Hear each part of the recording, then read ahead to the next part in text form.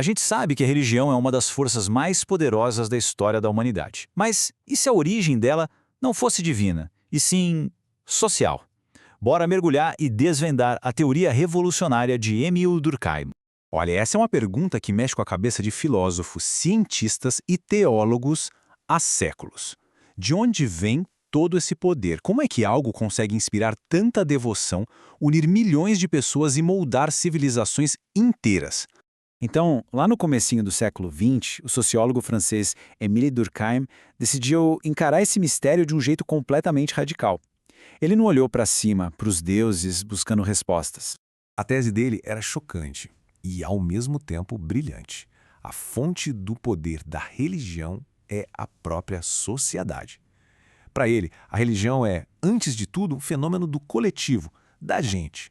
Tá, mas como é que se prova uma ideia tão grandiosa? O Durkheim, muito esperto, sacou que para entender as religiões complexas de hoje em dia, ele precisava voltar para o começo, para sua forma mais elementar. O método dele foi totalmente científico. Primeiro, ele viu o problema. As religiões modernas são um emaranhado de história e camadas bem difíceis de destrinchar. A solução? Encontrar a forma mais simples de religião, aquela que pudesse ser explicada sem depender de nenhuma outra antes. E ele encontrou o caso de estudo perfeito no totemismo dos aborígenes australianos, que na época era considerado a estrutura social mais primitiva que se conhecia.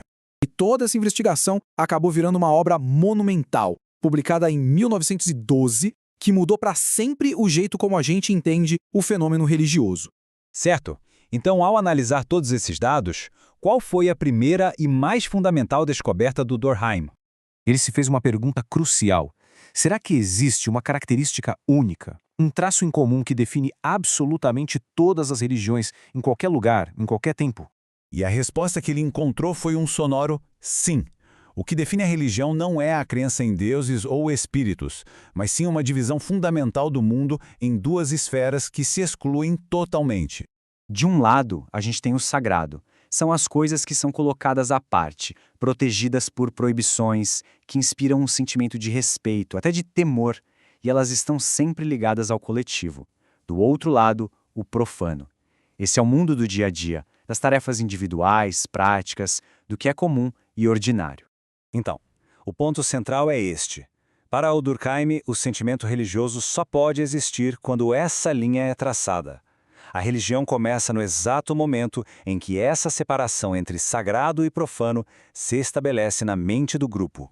Ok, então o mundo é dividido entre sagrado e profano. Mas isso levanta outra questão.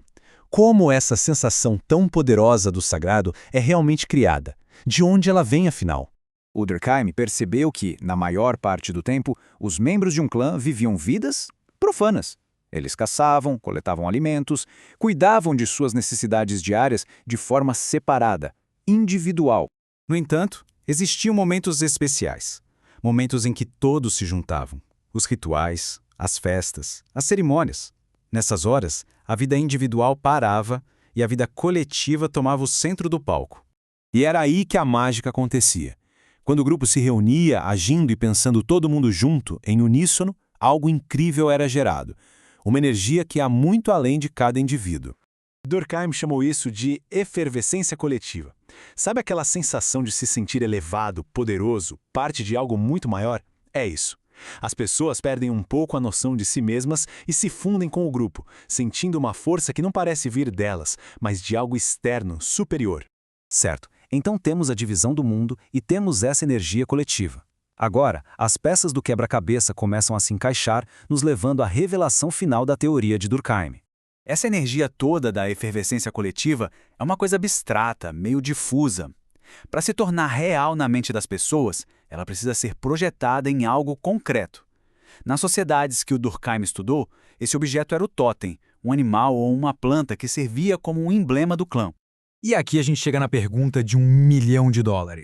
Quando o clã se curva diante do seu totem, sentindo toda essa força divina, o que eles estão de fato adorando?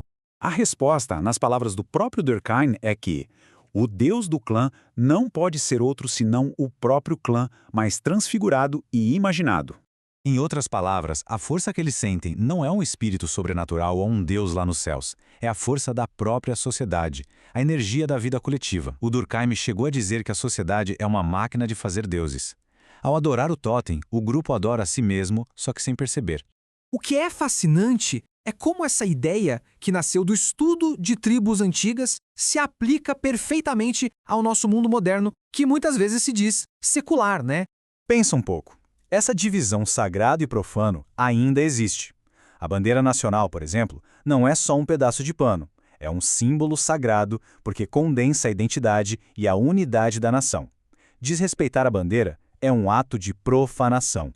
A Constituição, os direitos humanos, são textos tratados com uma reverência quase religiosa.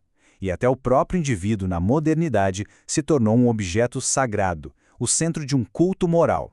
E isso nos deixa com uma pergunta para refletir. Se o Durkheim estiver certo e a sociedade é a fonte do sagrado, quais são os nossos totens modernos? Quais são os deuses que unem nossos grupos hoje? Que forças coletivas estamos adorando, talvez sem nem nos darmos conta?